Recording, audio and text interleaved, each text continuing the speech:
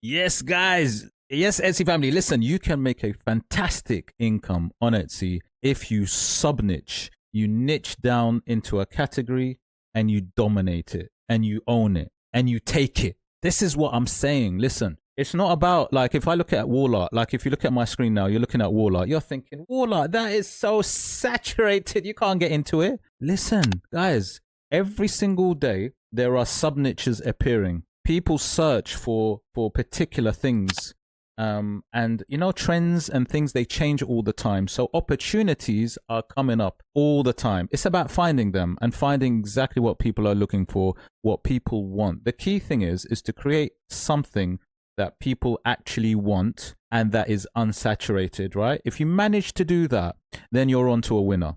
So what I mean by that is, let's say you want to do your research and you want to find a category, something to get into. Now, I always say that try to do something that you have a bit of a passion for, but also make sure that scientifically you've checked that you can actually get into it, right?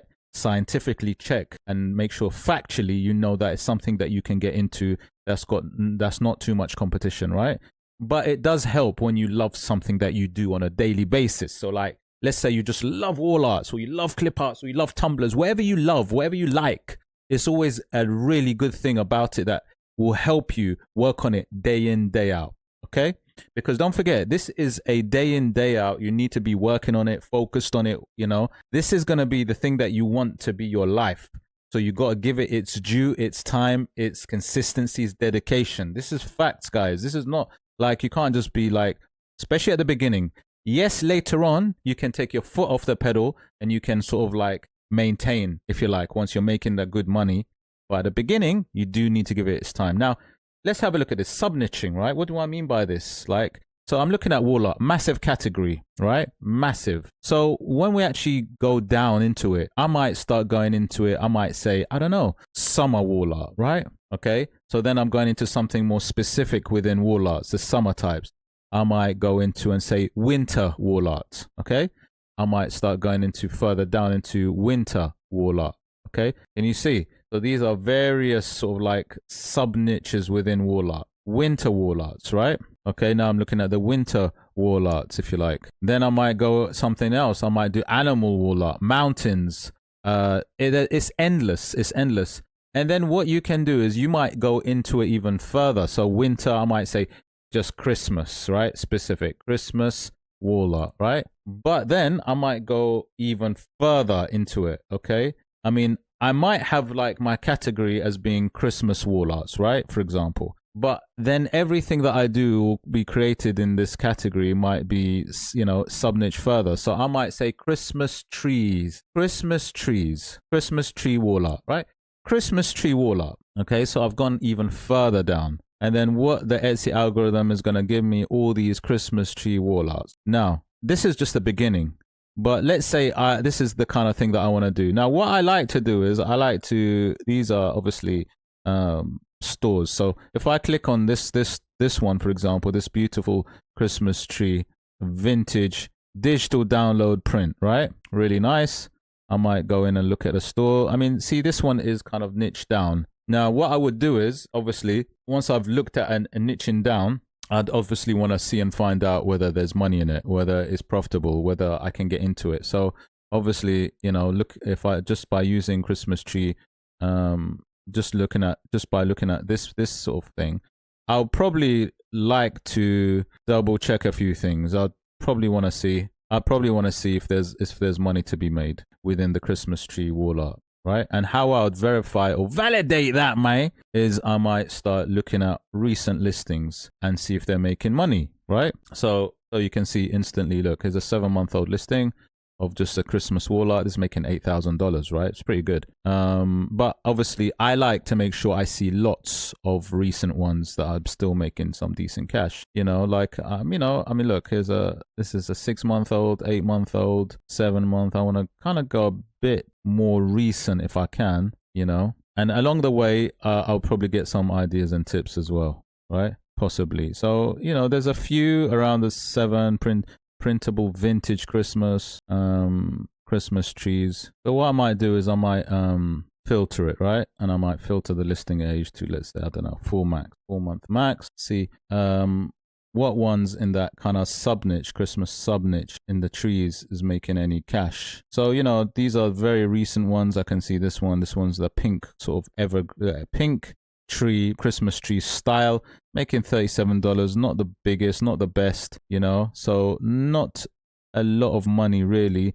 So possibly the just Christmas trees is not really going to cut it, right? I might look at, and then this is what I'm saying, this is part of the process. So then you might think, okay, what about Santa? You know, is Santa worth getting into? So I might say Santa, right? I might go into reindeers. I might go into, I don't know, Christmas presents. I might go into whatever it is. Just, you want to kind of just go a little bit further down, sub-niching within the Christmas sort of wall art niche and see what's there. So I'll go product analytics again, see what's going on, see what's happening, man, what's going to look good, what's cooking, where the sauce is at, all of that relevant good stuff. And then I'll go again, right? And then I want to see some recent listings that are making that good, decent cash. Okay. Don't forget now, this is going to be an issue. Now I'm looking at this way after Christmas, so it's probably not going to be the best time to actually search for this. So you know, if it's making cash after the time, then that's mad. But this is my point. My point being, you want to find something that is that sub niche down. I'm going to leave this one because at the time of doing this video, it's probably not the best thing to be searching for. So I'm going to go to some slightly different category. I want to say summer, right? I'm just going to say, or spring. I'm just going to say spring. I'm just going to say spring wall art, right? Go into the spring niche. Now, obviously, you can even go further down. I might say spring meadow, spring countryside, spring farms, spring, you know, like there's lots of other categories then you can go start going into, right? I might just have a little scan just to get an idea. So, okay, spring certain flowers, spring meadows, spring vintage, spring pastel, spring. So a lot of words will start coming into my head within this spring flowery bundles. Okay.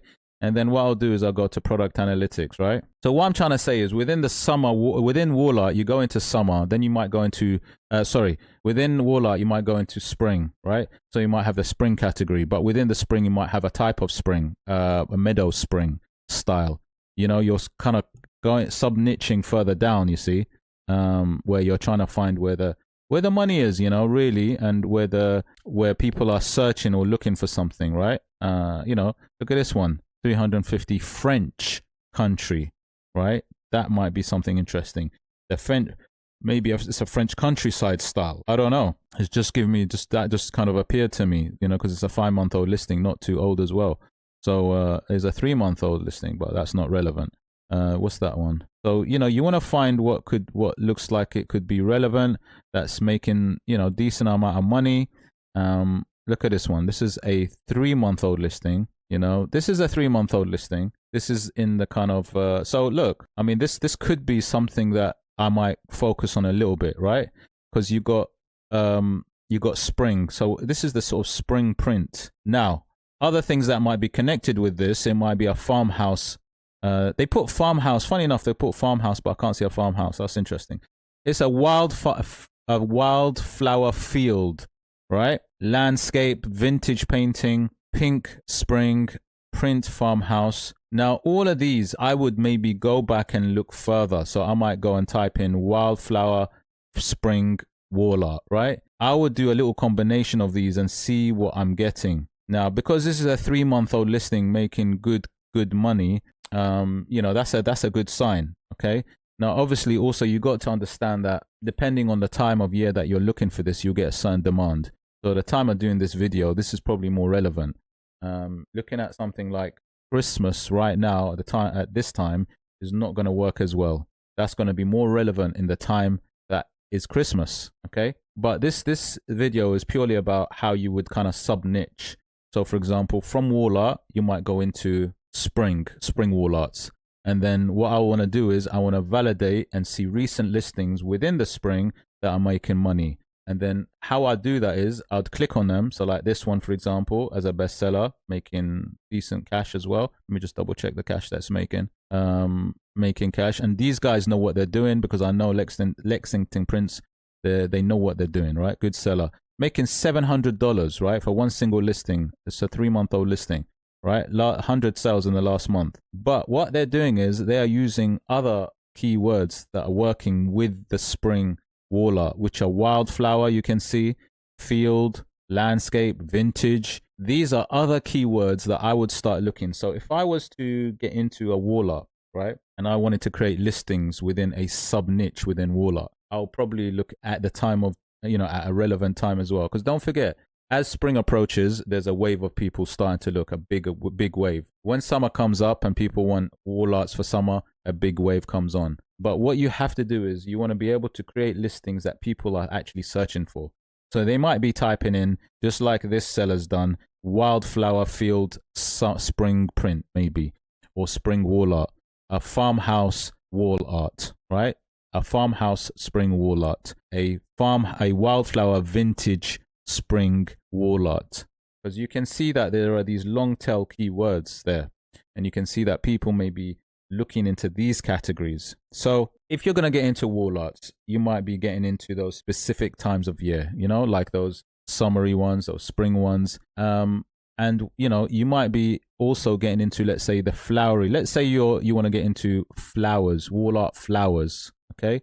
So if I was going to get into wall art flowers, let's say, I might go into a category of wildflowers. Yeah. Your thing might be wildflowers wall art. Then what you'll do is you want to be able to focus on those different times of year, like summery wildflower, vintage wall arts, or the spring flowery wall arts, right?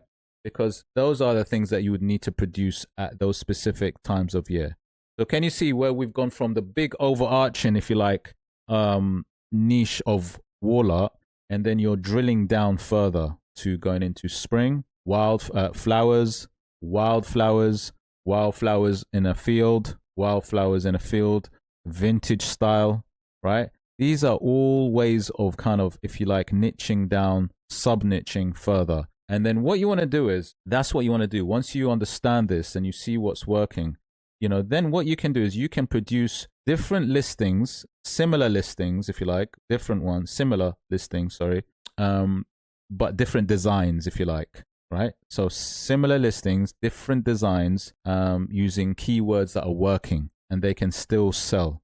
So if you've got something that's making $700 and let's say it's a wildflower field landscape, in this case, print wall art, then you might have a similar sort of wording in your title for another listing, but the design is a little bit different. It's still relevant, as in it still has wildflowers, it's still got that landscape, it's still that vintage style, but it's just a different design. Because knowing that something works, people are searching for it, you can almost like create another listing that is similar, but in a different design. So you can also make more money once you know that something works. Okay? Hope that makes sense, guys. Hope that makes sense. It's proper complication. I tried to break it down, mate. I tried to break it down. I hope you got it. I hope you got it, mate. And that's the art, It's all about sub-niching, drilling down, and then maybe even dominating that. So from wall art, you've gone into kind of maybe in this case, spring wall art. Then you've gone into wildflower spring. Then you've gone into wildflower vintage spring. Then you've gone into, so it's kind of, you're kind of drilling down, okay? Because this is what people are looking for in this case. It's selling. It's a 3-month-old listing.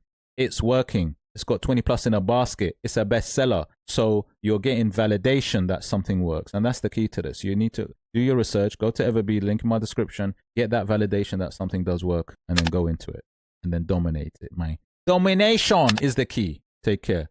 See you in the next video.